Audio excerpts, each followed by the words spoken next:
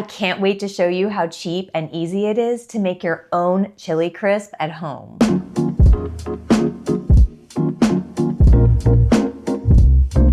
Hi, I'm Becky, and I love sharing simple vegan recipes. Chili crisp is one of my absolute favorite things. Ever since my regular grocery store started stocking it, it's been a staple in my kitchen.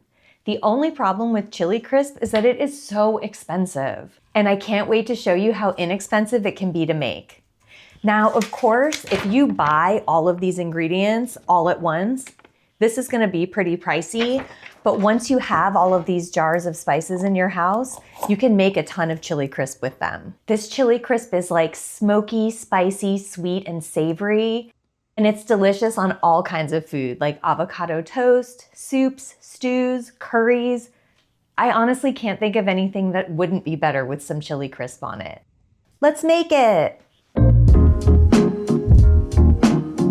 The first thing you need to do is prep all of your ingredients. Once you start heating the oil, things move pretty quickly, so you want to have everything like right there so that you can keep moving too. First thing, we're going to mince up our garlic. In the recipe, I call for 5 cloves, but these cloves are like gigantic, so I'm just going to do 4. Next, we're going to measure out all of the dried spices, starting with the dried onion flakes. This is different from onion powder. These flakes have like some texture to them. Onion powder is just gonna dissolve into the oil, but these flakes give you that crispy crunch. You're also gonna need crushed red pepper. This is the chili. I suggest starting with 1 tablespoon like the recipe calls for. If you like things spicier, you can add a 2nd tablespoon or even a 3rd. You also need sugar and salt. You can adjust both of these based on your preference. These are just the amounts that I like to use.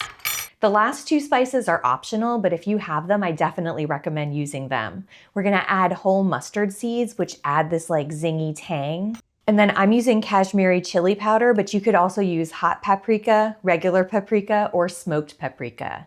Each of those is gonna give like a slightly different flavor profile, but they're all amazing. You also wanna grab your soy sauce and have that ready. Now we're ready to cook. Heat your oil in a small frying pan over medium heat. And then I like to add just a couple pieces of the minced garlic because when they start to sizzle, you'll know that the oil is hot. When the oil gets hot, add the rest of the garlic and then cook it for just a couple of minutes.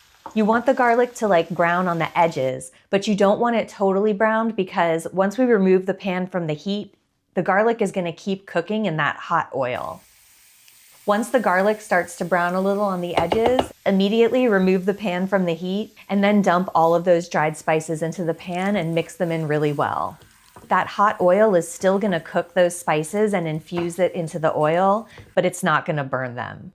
Once that's all mixed in, add in about a tablespoon of soy sauce, mix that in, and then let everything cool completely in the pan. It's actually still cooking while it's cooling, so don't skip that part. Once your chili crisp is cool, you're ready to transfer it to your storage container. I like to lay out a rag underneath my jar because spilling it can get a little messy, even with a wide-mouthed jar like this one. Transfer the chili crisp to the jar, close the lid, and you can refrigerate this for up to 3 weeks.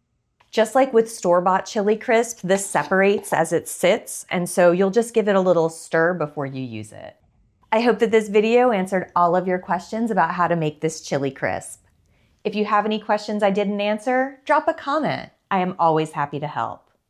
And don't forget to rate and subscribe. Happy cooking!